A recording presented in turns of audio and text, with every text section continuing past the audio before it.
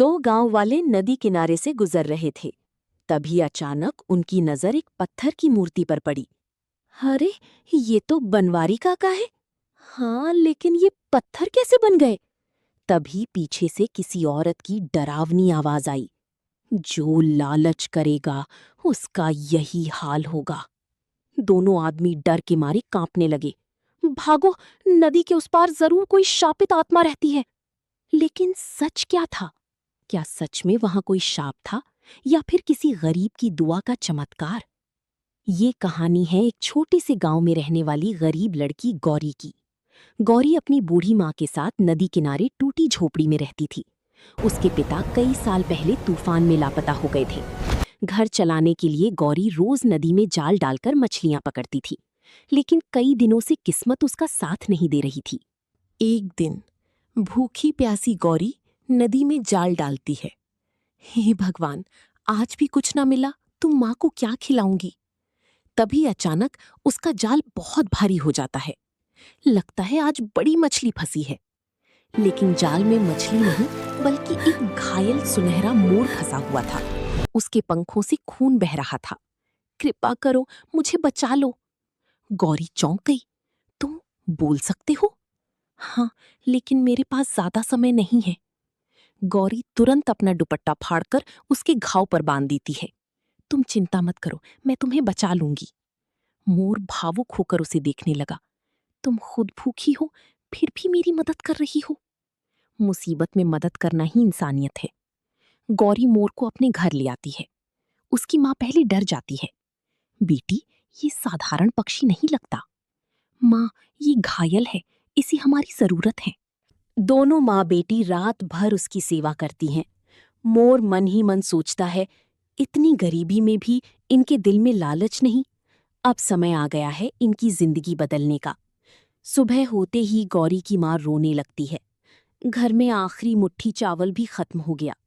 गौरी मुस्कुराकर बोली, माँ, चिंता मत करो, मैं गांव जाकर काम मांग लाऊंगी। गांव का मुखिया बहुत लालची आदमी था। गौरी उसके घर पहुंची। मुखिया जी, कोई काम मिल जाए तो? काम चाहिए? पहले मेरा आंगन साफ करो। गौरी पूरा दिन मेहनत करती रही। शाम को उसने मजदूरी मांगी। गरीबों को काम मिल जाए वही बहुत है, पैसे चाहिए तो कहीं और जा। गौरी की आंखों में आंसू आ गए। मैंने मेहनत की है, निकालो इसे यहाँ से।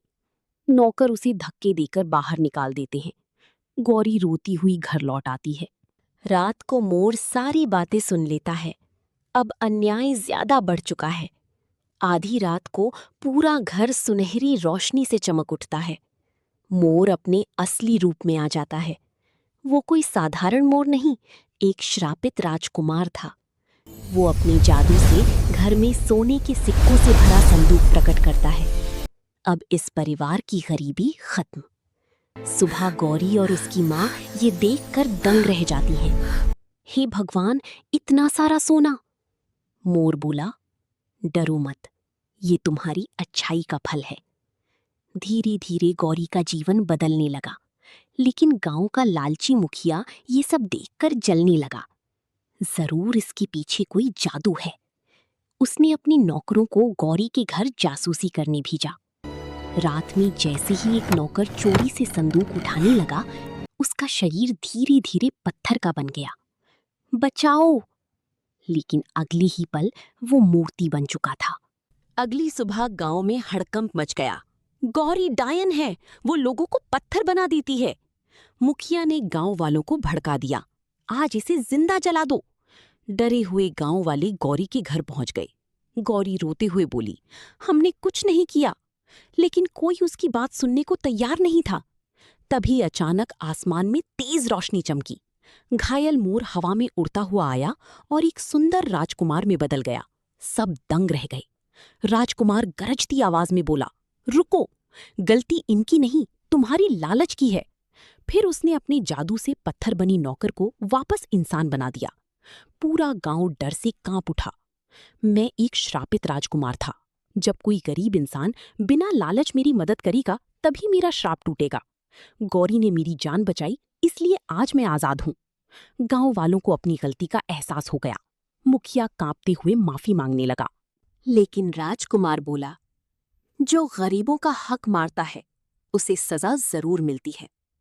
और अगले ही पल मुखिया और उसके लालची साथी मोर बन गए।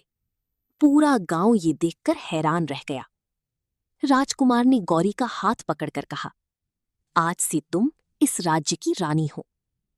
गौरी की मां की आंखों से खुशी के आंसू बहने लगे। गरीबी में भी जिसने इंसानियत नहीं छोड़ी, आखिरकार किस्मत ने उसी का साथ दिया।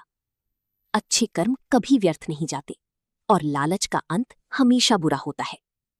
अगर आपको ये कहानी पसंद आई हो, वीडियो को लाइक करें, चैनल को सब्सक्राइब करें और कमेंट में लिखें अच्छाई की जीत।